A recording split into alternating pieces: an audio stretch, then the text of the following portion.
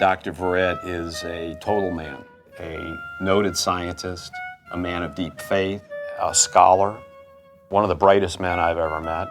At the same time, he's got a real playfulness and he's got a great sense of humor. Just as comfortable in a suit and tie as he is in a running suit or riding his bike around. He is the epitome, for me, of what I call a Renaissance person. He is very well educated. He's a scientist, but he loves the humanities, he loves the arts. Xavier University is our premier school among the historically black colleges and universities. If you were looking for someone to run such a school, you'd want to find someone whose science is excellent. And you'd want to find someone whose belief is well-founded and true. I believe Dr. Renaud Verret is extremely well-suited to lead Xavier University. Having grown up in the 60s and 70s, I think there are things from which you harness a fortitude. His passion, firstly, as a Catholic, his dedication or his faith. He's obviously been a student. He's been a professor. He's served in several roles in administration. That wide background allows him to bring a perspective to his job that is very important. He was always curious, inquisitive, and rummaging through things that he didn't have permission to rummage through. I was always taking things apart. An experiment that I did with finding an old washing machine motor and taking the wires out and running the armature down and running it upstairs and sticking it inside a socket. The kids downstairs, who were downstairs, would grab the wire and they would get a good shock. I was probably 5 or 6 years old. That was one of my early experiments. He had always been interested in science from as far back as I can remember. But my mom cultivated that. I was born in Port-au-Prince, outside of Port-au-Prince in Pétionville. My father was a physician in Haiti. My mother was a nurse midwife. In 1963, Duvalier made a major purge and people were being arrested. Soldiers came by the house, lined us up in the living room, and they took my mother away. And I learned that they wanted to find my father. It took some time, probably a week or more, before my mother was found and released. We left the United States in August of that year. I was 8 years old at that time. And that's when we arrived in Brooklyn. We're on Carroll Street in Brooklyn, where I grew up. Not far from here was my school and also my high school, but also on this block, this is where we lived our lives as children. And a block away from here is the Botanical Garden, where in many ways we explored. We were young scientists, we caught tadpoles, put them in jars. We knew every plant in the garden, we knew when they bloomed. We knew every hole in the fence, how to sneak in as children. He was always dragging me to the pond to get specimens. The fact that we're going through the fences, actually, technically, I was encouraging to break the law.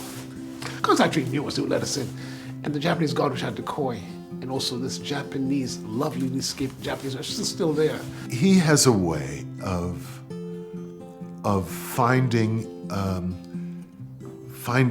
interesting the things that you are doing. I would say probably within a year or two, he'll get to know every kid on the campus. His sort of unshaken belief, in himself, and again, grace under pressure, and this sense that despite having some adversity, he was going to prevail, was a phenomenal model for me.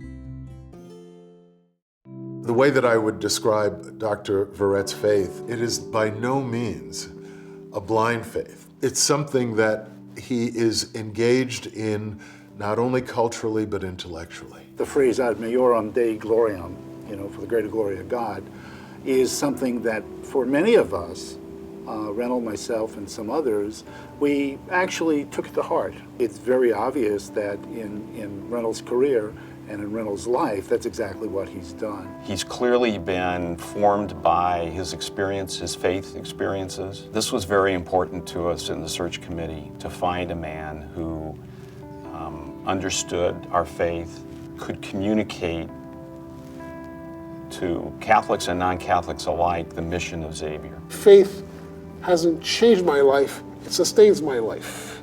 because it's the grounding of who I am and why I am.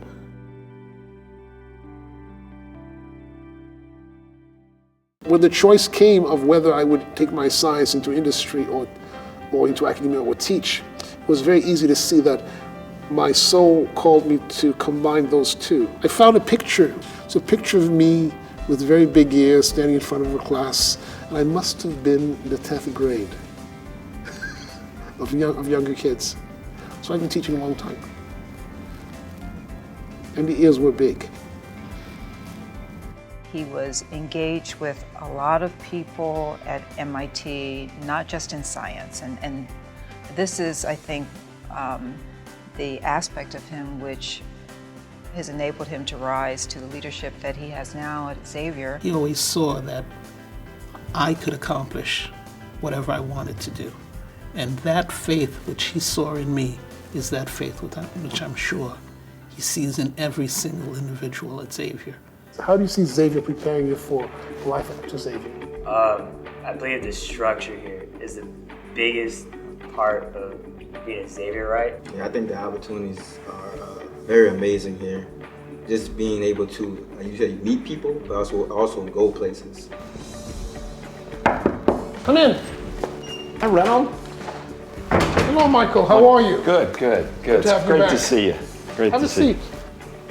It's been 6 months and a little bit more. Seems like 30 days to me. It's good to have you back. And we want to take a look to see how we are doing and what our progress is. Well, I'm always happy to walk around and see construction underway on the campus. What do you think of the students? They don't see each other as competitors, they see each other as part of one team, that they should all succeed together. The thing I find interesting about Xavier is the sense of collaboration among students. That's unique. And You don't find that everywhere. I think it's one of our charisms. Absolutely. How do you find the campus environment at Xavier? It's like a big family, really. Everyone is just really warm and really welcoming. Professors and students, faculty, everybody. I was surprised my second week here, one of my teachers was like, "Oh, Mr. Prophet," and I was like, "Oh, you know my name?" Working with Dr. Verret has been an absolute pleasure for me. He's a very humble man, but still has a wonderful self-confidence. I feel very comfortable that we've got a man that's really in charge of things here at Xavier. If there's a need, he doesn't have to wait around for everything to happen. He can make a decision. He asks very perceptive questions. I kind of have the sense sometimes that he knows the answers already, but he wants us to figure it out too. One question I would have, the Enterprise Solutions Steering Committee, is that a balanced group right now? Yes. Okay, then probably going forward, that probably should be the group where you would use as your deliberating group and also decision-making group to weigh things. His philosophy is leadership by example, and he's always done that. I don't think that Reynolds would ask someone to do something that he himself wouldn't do or hadn't actually already done.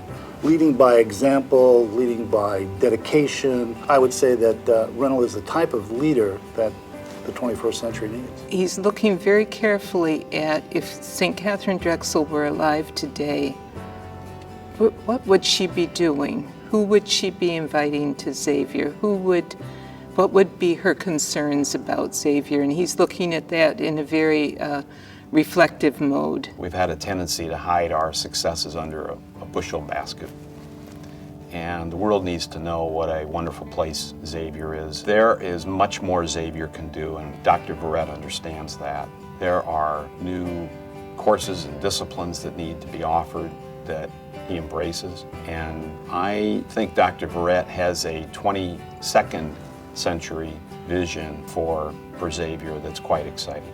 The question that we have to ask at Xavier is to ask, what are the problems and what are the needs that Xavier needs to serve today? And we will be asking that question 25 years from now. What are the problems and what are the circumstances that Xavier needs to address at that time? So we have to actually give ourselves some flexibility as well to read the signs and to pay attention to them.